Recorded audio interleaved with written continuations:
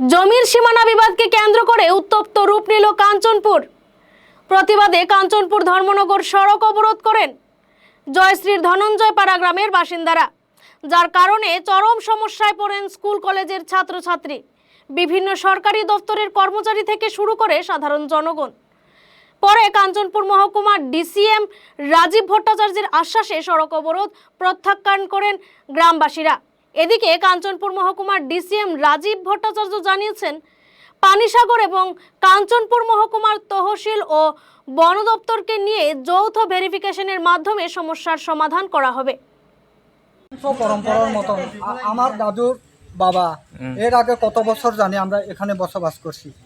আমরা এখানে মৌজাও জানি না, ইয়েও জানি না। আমরা একমাত্র এখানে জুম চাষ করে খাই।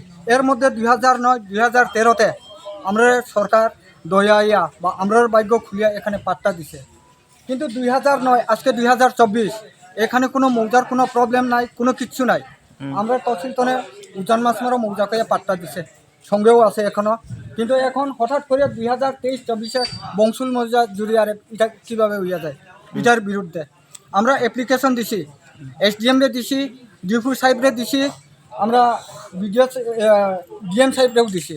প্লাস আমরা পার্টিগতভাবে ওই সান্ত্বনা ম্যাডাম তারাও জানানি হয়েছে। এখানে কোনো রিসিভ কপি নাই।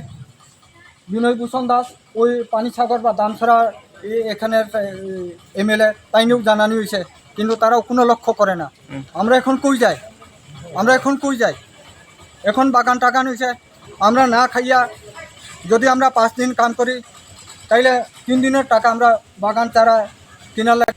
ATM সাহেব আইয়া কথা দাও, লিখিত পরীক্ষা দাও, আমরা এটা সঠিক বন্টন করিয়া দাও, আমরা এখানে অবরোধ তুলিয়া নিব। কাঞ্চনপুর থেকে অমৃত পালের প্রতিবেদন, গণ আওয়াজ।